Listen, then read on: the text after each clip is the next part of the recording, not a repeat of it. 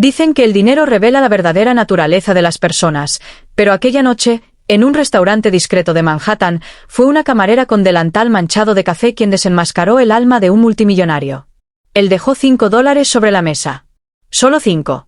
Una cifra insignificante para un hombre cuya firma podía mover mercados enteros. La dejó como quien deja una trampa. Como quien lanza un anzuelo al agua oscura, esperando ver qué criatura emerge. Lo que ella hizo después no solo lo descolocó, lo obligó a reescribir su testamento. El hombre se llamaba Alejandro Montenegro.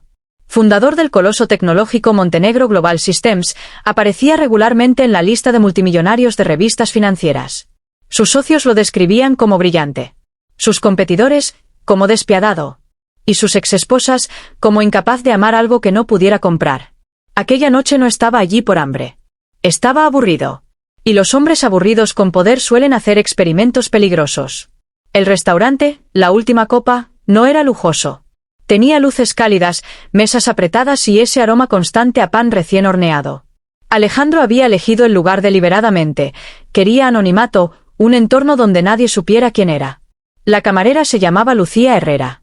Tenía los ojos cansados pero firmes, como alguien que ha aprendido a sostener tormentas sin perder la sonrisa. Trabajaba dobles turnos desde que su madre enfermó. Estudiaba enfermería por las mañanas. Dormía poco. Soñaba en silencio. Alejandro la observó durante toda la cena.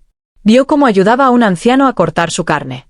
Vio cómo pagaba discretamente el postre de una pareja joven que discutía por la cuenta. Vio cómo escondía el dolor de espalda cuando pensaba que nadie la miraba. Y decidió probarla. Pidió la cuenta.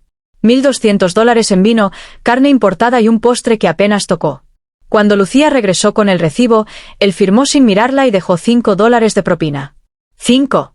La cifra era casi un insulto. Alejandro apoyó la espalda en la silla y cruzó los brazos. Esperaba indignación. Un reproche. Tal vez una mirada de desprecio. Le fascinaba ver cómo la gente revelaba su verdadera cara cuando el dinero entraba en juego. Lucía miró el recibo. Luego miró los $5. Su expresión no cambió. No frunció el ceño. No suspiró. No rodó los ojos. Tomó el billete con calma, volvió a la mesa y, con una serenidad desconcertante, dejó algo más junto a los $5. $1. Alejandro arqueó una ceja. Señor, dijo ella con voz suave pero firme, creo que lo necesita más que yo. El silencio cayó como un telón pesado. ¿Perdón? Preguntó él, incrédulo. Si solo puede permitirse $5 después de una cena así, imagino que su situación debe ser difícil. Quédese este $. A veces un poco de ayuda marca la diferencia. No había sarcasmo en su tono. Tampoco burla. Solo una compasión limpia, devastadora. Alejandro sintió algo que no había sentido en años, vergüenza. No porque lo hubieran descubierto, sino porque lo habían visto. Durante décadas había evaluado personas como activos. Había premiado lealtades, castigado errores, comprado silencios. Pero nadie, absolutamente nadie, le había devuelto el dinero con lástima. Y eso lo desarmó. ¿No está molesta?, preguntó, esta vez sin arrogancia. Lucía sostuvo su mirada. La propina habla más del que la da que del que la recibe. Yo ya sé cuánto valgo. Esas palabras le atravesaron el pecho como una verdad que llevaba años evitando. Él pensó en su hijo, a quien apenas veía. En su hermano, con quien no hablaba desde hacía una década por una disputa de acciones. En su testamento, cuidadosamente estructurado para maximizar eficiencia fiscal y minimizar riesgos emocionales. Riesgos emocionales. Así llamaba él al amor. Alejandro sacó su billetera. Esta vez no extrajo billetes. Sacó una tarjeta negra, metálica, casi intimidante. ¿Sabes quién soy?, preguntó. Lucía negó con la cabeza. Y eso, más que cualquier respuesta, lo golpeó. Por primera vez en mucho tiempo, su nombre no significaba nada. Su fortuna no imponía nada. Era simplemente un hombre sentado en una silla, enfrentado a una verdad incómoda. Alejandro dejó la tarjeta sobre la mesa. Soy el dueño de Montenegro Global Systems. Lucía miró la tarjeta, luego a él. Entonces puede permitirse algo mejor que $5, respondió con tranquilidad. Él soltó una risa breve, nerviosa. No estaba acostumbrado a que lo confrontaran sin temor. Era una prueba. Lo imaginé. ¿Y qué exactamente probó? Lucía tomó los $5 y el dólar que había añadido. Que algunas personas creen que el dinero mide el carácter. Pero el carácter es lo único que el dinero no puede comprar. Aquella noche, Alejandro no regresó a su penthouse. Caminó durante horas por la ciudad, con las palabras de Lucía repitiéndose en su mente como un eco implacable. Al amanecer llamó a su abogado. El testamento que había redactado años atrás beneficiaba principalmente a fundaciones controladas por su propia corporación. Era una obra maestra de estrategia financiera. Fría, calculada, eficiente. Quería cambiarlo. No por caridad impulsiva, sino porque comprendió algo devastador. Había construido un imperio, pero no un legado. Ordenó investigar a Lucía, no para exponerla, sino para entenderla. Descubrió sus turnos interminables, las facturas médicas de su madre, las matrículas atrasadas de la universidad. Pero lo que más lo inquietó no fue su necesidad. Fue que, aun necesitando tanto, había devuelto dinero. Días después regresó a la última copa. No anunció su llegada. No reservó la mesa principal. Se sentó en la misma esquina. Lucía lo reconoció de inmediato. Pensé que no volvería, dijo. Yo también lo pensé. Esta vez, cuando pidió la cuenta, dejó una propina generosa. Pero no extravagante. No teatral. Simplemente justa. Antes de irse, dejó algo más. Un sobre. Lucía lo abrió después de su turno. Dentro había una carta escrita a mano. No un cheque. No una oferta de trabajo. Una carta. En ella, Alejandro confesaba que había pasado la vida probando a las personas para justificar su desconfianza. Que el poder lo había aislado. Que su hijo lo llamaba señor incluso en casa. Y que aquella noche, por primera vez, alguien lo había tratado como a un ser humano y no como a una cuenta bancaria. Al final de la carta, una invitación, quería financiar completamente su carrera de enfermería, sin condiciones. Sin contratos ocultos. Sin publicidad. Solo un acuerdo sencillo, que, cuando ella fuera enfermera, recordara que una vez salvó algo más que una vida. Lucía no respondió de inmediato. 3 días después, pidió reunirse con él. Se encontraron en un café pequeño, lejos de los reflectores. Alejandro llegó puntual, inusualmente nervioso. Aceptaré la ayuda, dijo Lucía, pero con una condición. Él inclinó la cabeza. Quiero que cree un fondo para empleados de bajos ingresos en sus empresas. Educación, salud, apoyo real. No filantropía para la prensa. Justicia interna. Alejandro la observó en silencio. Había negociado fusiones multimillonarias. Había enfrentado juntas hostiles. Pero esa petición lo hizo sentir expuesto. Porque implicaba admitir que su propio sistema estaba roto. Eso costará millones, murmuró. Lucía sostuvo su mirada. Para usted, es menos que una prueba de $5. Y fue en ese instante cuando Alejandro comprendió que no estaba frente a una camarera ambiciosa, sino frente a la única persona en años que no quería algo de él, sino algo mejor para otros. Semanas después, los directivos de Montenegro Global Systems recibieron un comunicado inesperado. Se creaba el Fondo Herrera, destinado a empleados y sus familias, financiado con una parte sustancial de las acciones personales del propio Alejandro. Pero eso no fue lo que sacudió verdaderamente al Consejo. Fue la cláusula adicional en el Nuevo Testamento. Una cláusula que transfería una parte significativa de su fortuna a un fideicomiso irrevocable cuya misión no era expandir su imperio, sino transformarlo desde dentro. Y en el documento, junto al nombre de su hijo, aparecía otro nombre que nadie en la sala reconoció al principio. Lucía Herrera. No como heredera directa, sino como supervisora ética del legado. Cuando los ejecutivos le preguntaron por qué, Alejandro respondió algo que jamás habría dicho años atrás. Porque necesito a alguien que no pueda ser comprado. Sin embargo, lo que nadie sabía, era que esa decisión había despertado algo mucho más peligroso que la desaprobación del Consejo. Había despertado la codicia de quienes estaban acostumbrados a controlar la fortuna de Alejandro.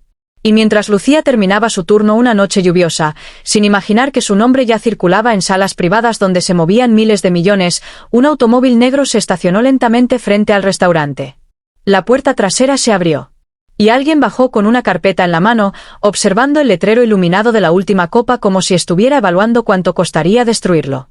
La lluvia caía con una paciencia inquietante, resbalando por el parabrisas del automóvil negro como si el tiempo mismo estuviera conteniendo la respiración. El hombre que descendió no llevaba paraguas. No lo necesitaba. Su traje oscuro parecía diseñado para desafiar el clima y la moral con la misma frialdad. Se llamaba Tomás Beltrán, director financiero de Montenegro Global Systems durante 15 años. La sombra silenciosa detrás de cada expansión agresiva.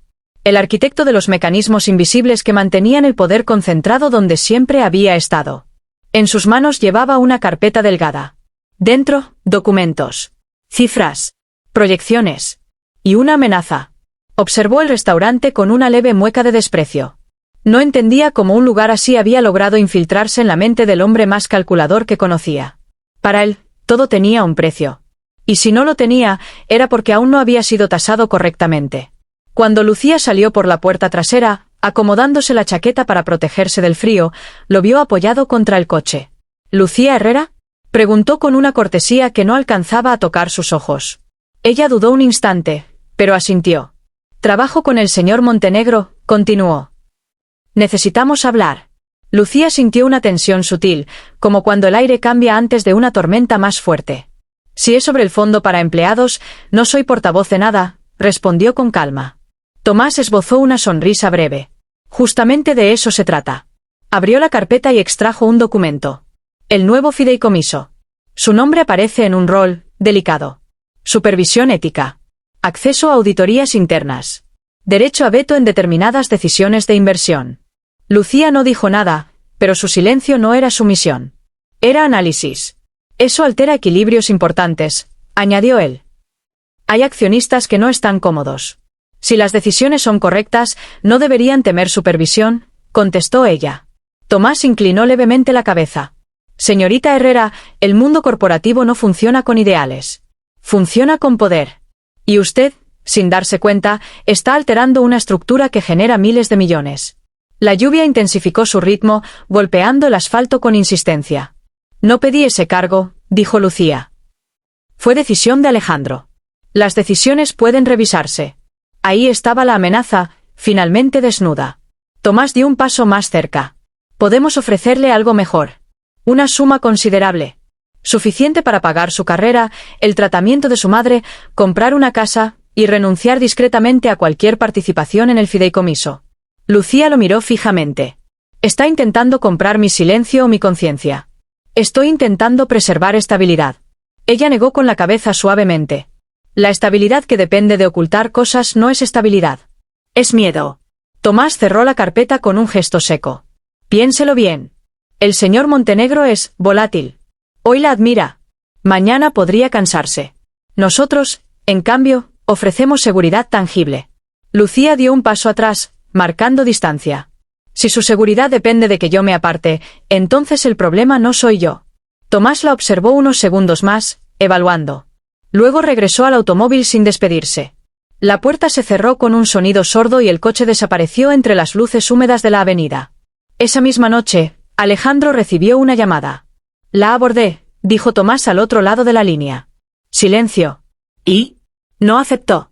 El silencio se volvió más pesado. No vuelvas a acercarte a ella sin mi autorización, respondió Alejandro con una frialdad distinta a la habitual. Estás cometiendo un error, replicó Tomás. Estás permitiendo que una camarera influya en decisiones estratégicas. No es una camarera, dijo Alejandro.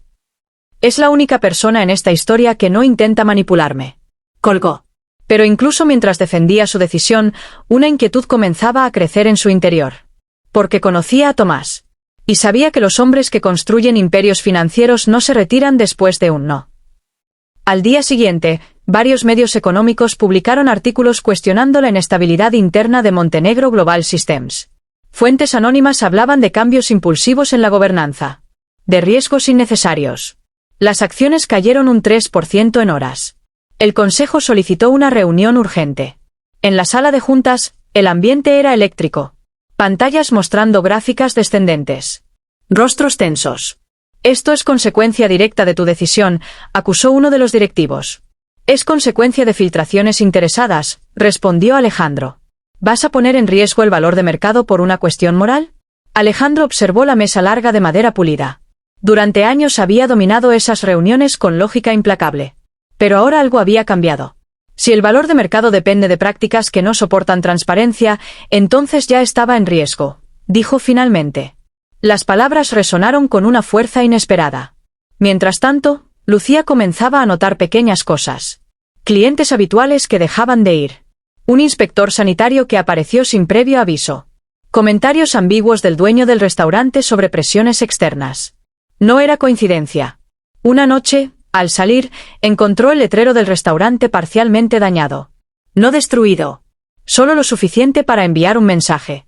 Su teléfono vibró. Un número desconocido. Aún estás a tiempo, dijo la voz de Tomás al otro lado.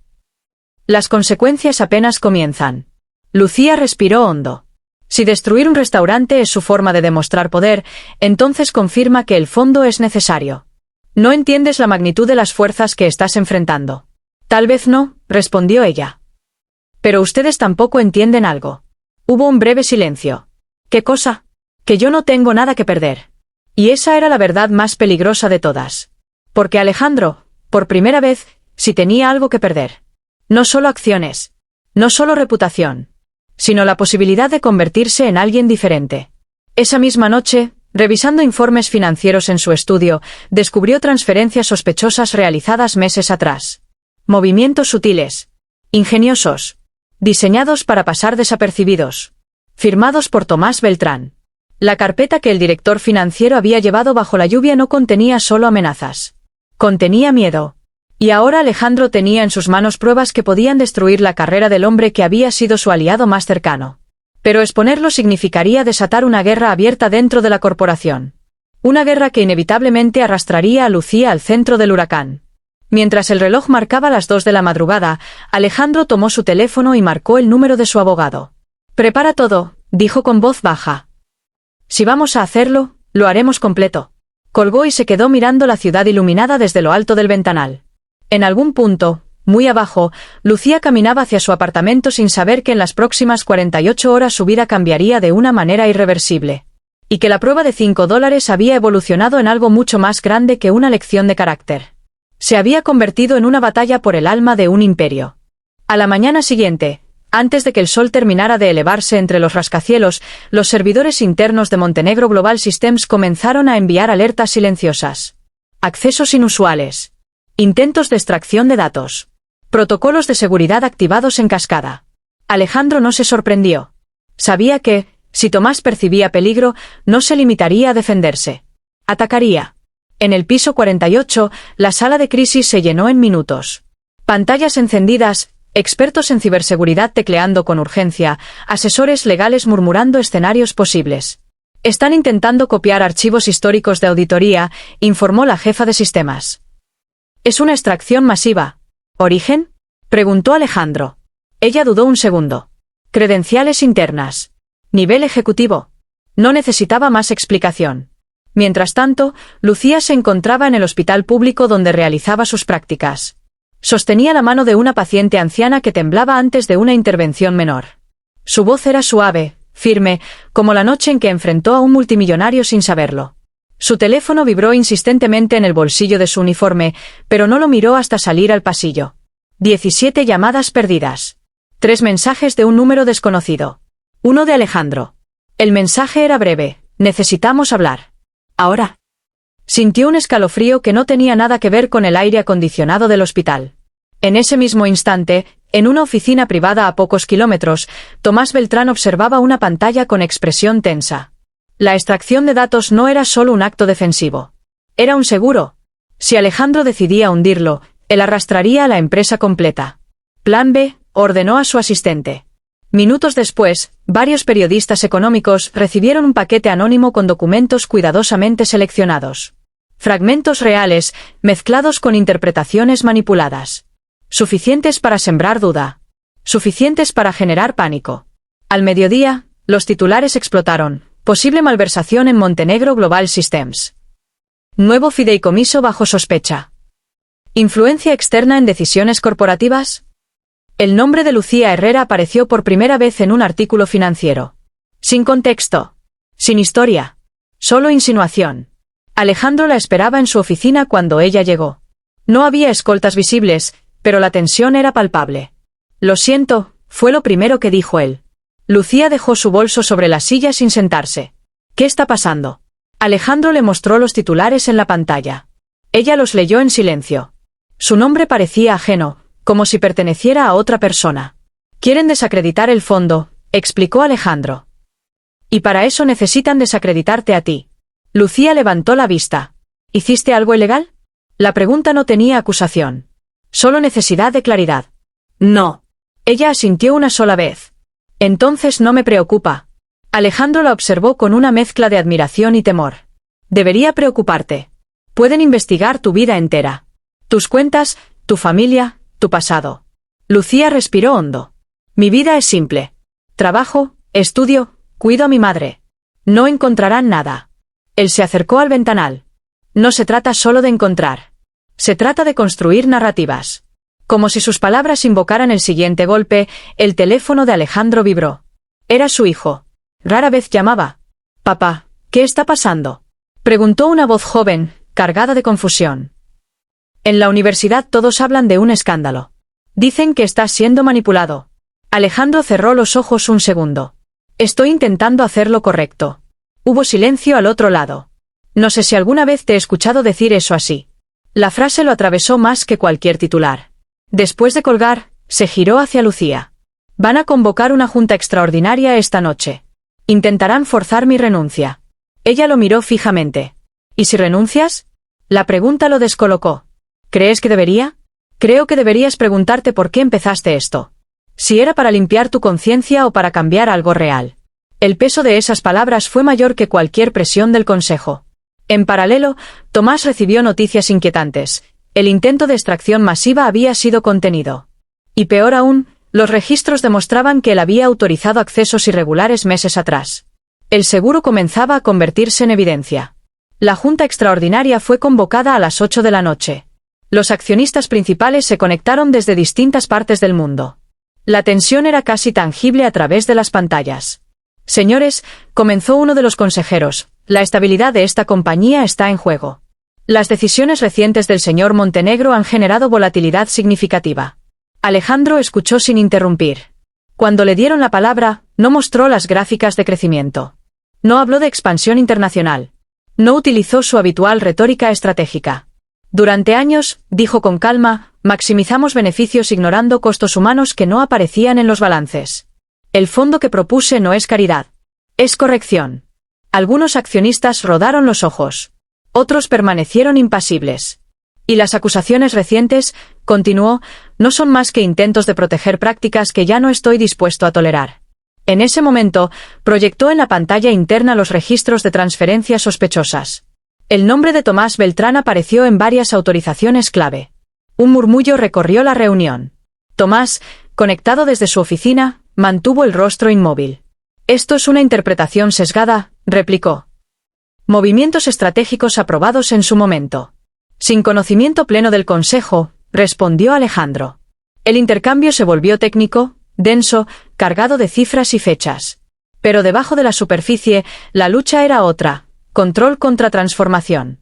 Mientras la reunión avanzaba, Lucía esperaba en una sala contigua. No por obligación, sino por decisión. Sabía que su nombre era parte del tablero. Su teléfono volvió a vibrar. Un mensaje anónimo con una fotografía de su madre saliendo de casa esa misma tarde. El corazón le dio un vuelco. No todos los daños son financieros, decía el texto. El aire pareció desaparecer de la habitación. Por primera vez desde que todo comenzó, el miedo no era abstracto. Era personal. Lucía levantó la mirada hacia la puerta cerrada donde Alejandro enfrentaba al consejo. Entendió entonces que la batalla ya no era solo corporativa. Era una advertencia. Y si decidía retroceder, probablemente todo se detendría. Pero si permanecía firme, su teléfono vibró nuevamente. Otro mensaje. Una dirección. Y una hora. La dirección estaba a solo 20 minutos de allí. Un almacén industrial en una zona casi abandonada del puerto, donde las luces de la ciudad apenas llegaban y el sonido del agua golpeando los muelles parecía un susurro constante. La hora, 11:30. Lucía miró el reloj. Eran las 9:47. Podía ignorarlo. Podía mostrarle el mensaje a Alejandro, a la policía, a quien fuera. Podía convertir la amenaza en un escándalo público. Pero la fotografía de su madre saliendo de casa no dejaba espacio para la indiferencia. Respiró hondo y tomó una decisión silenciosa. Mientras tanto, en la sala de juntas, la confrontación alcanzaba su punto más crítico. «Estás presentando esto como una cruzada moral», dijo uno de los accionistas principales. «Pero el mercado no invierte en moral. Invierte en previsibilidad». Alejandro sostuvo la mirada del hombre a través de la pantalla. La previsibilidad que ignora abusos es una bomba con temporizador. Tomás intervino con una calma calculada. Lo que estamos viendo es una reacción emocional. Cambios estructurales impulsados por una influencia externa sin experiencia corporativa. No mencionó el nombre de Lucía, pero todos entendieron la referencia. Alejandro no dudó. La influencia externa a la que te refieres es la única persona en esta historia que no ha intentado beneficiarse económicamente de mi decisión. Un silencio incómodo se extendió. Entonces, uno de los consejeros independientes habló. Necesitamos una votación preliminar. ¿Confianza o transición de liderazgo? Las palabras flotaron en el aire como una sentencia. En la sala contigua, Lucía recibió otro mensaje. «Ven sola». Miró la puerta cerrada. Podía interrumpir la reunión. Podía exponer todo. Pero si aquello era una prueba para medir hasta dónde estaban dispuestos a llegar, sabía que involucrar a Alejandro en ese momento podría escalar la situación de manera impredecible. Tomó su bolso. Salió del edificio sin ser vista. La noche estaba fría y el viento traía olor a sal y metal oxidado. Mientras conducía hacia el puerto en un taxi, cada semáforo parecía durar una eternidad. Su mente no estaba en el miedo, sino en la claridad. Si querían intimidarla, era porque el fondo realmente amenazaba algo importante. Y si amenazaba algo importante, era porque tocaba una verdad profunda. A las 11:26, el taxi se detuvo frente al almacén señalado. ¿Estás segura?, preguntó el conductor al ver el lugar. Lucía asintió. Sí. Bajó. El edificio era enorme, con puertas corredizas de metal parcialmente abiertas. Una luz blanca y fría se filtraba desde el interior. Entró. Sus pasos resonaron en el espacio vacío. Pensé que no vendrías, dijo una voz conocida. Tomás Beltrán salió de entre las sombras, sin chaqueta esta vez, como si la formalidad ya no fuera necesaria. No tenía intención de venir, respondió Lucía. Pero mencionaste daños que no son financieros. Tomás caminó lentamente alrededor de ella, manteniendo distancia. Eres más valiente de lo que esperaba. No confundas valentía con claridad. Él sonrió levemente. La claridad es un lujo cuando no tienes nada que perder. Eso ya lo dijiste. Tomás se detuvo frente a ella. Tu madre está bien. Nadie la ha tocado. La fotografía era un recordatorio. Lucía sintió una mezcla de alivio y rabia contenida. Eso es acoso. Es estrategia. Es cobardía. Por primera vez, algo en la expresión de Tomás se endureció. No entiendes la magnitud de lo que estás alterando. Ese fondo no es solo una cuestión ética.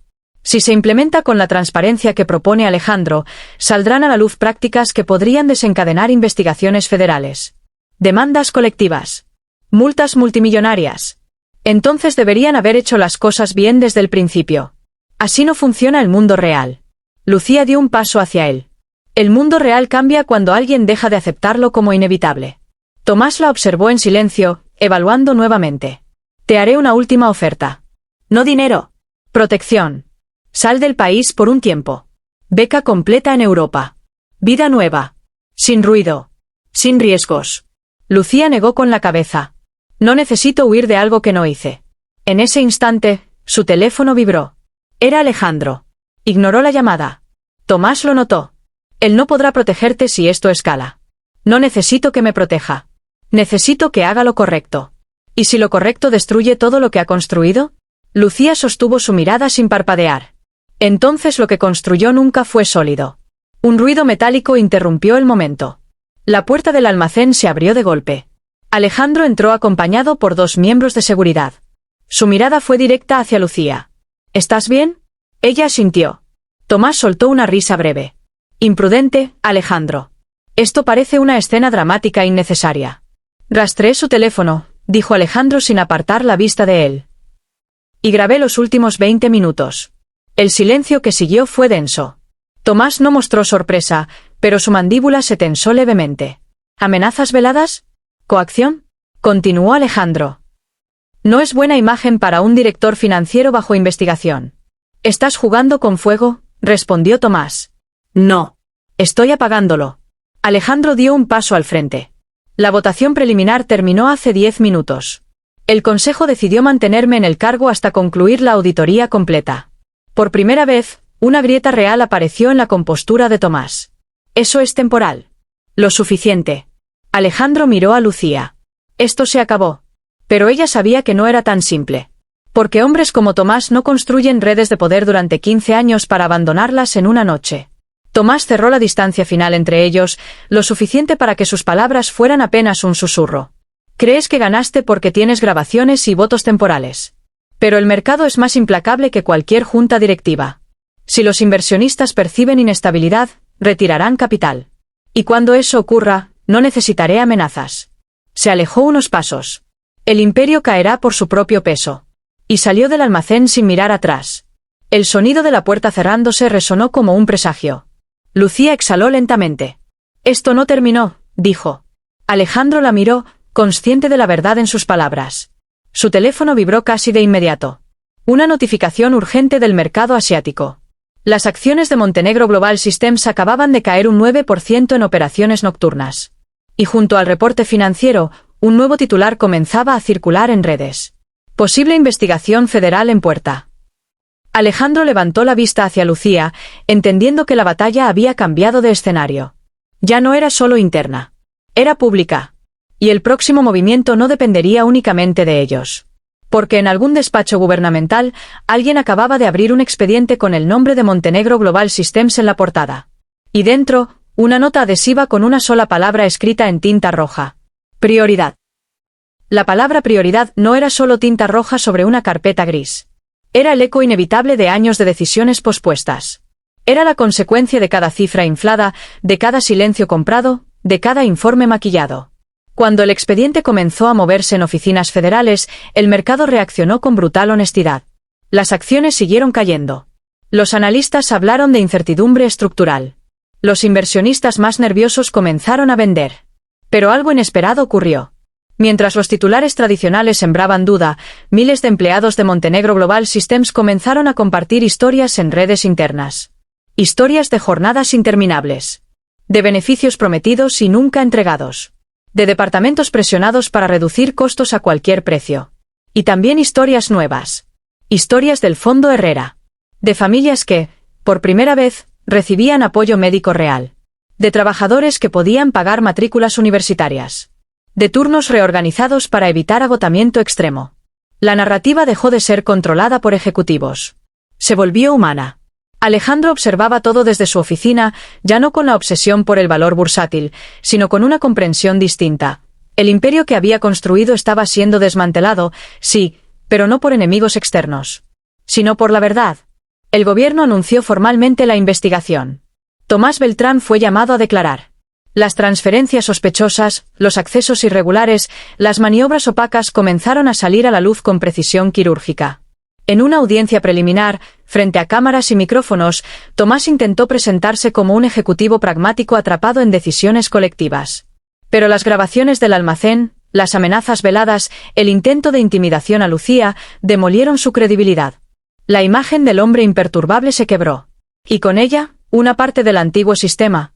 Sin embargo, el golpe más duro no fue judicial. Fue financiero. Montenegro Global Systems perdió casi un 30% de su valor en semanas. Los comentaristas hablaron de crisis irreversible.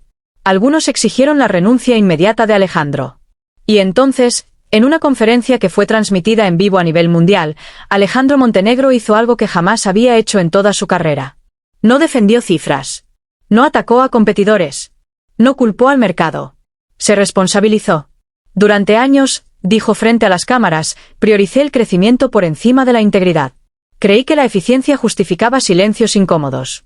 Me equivoqué. Las palabras no eran estratégicas. Eran crudas. Hoy nuestra empresa vale menos en bolsa. Pero por primera vez en mucho tiempo, vale más en conciencia. Hubo quienes se burlaron. Hubo quienes lo llamaron ingenuo.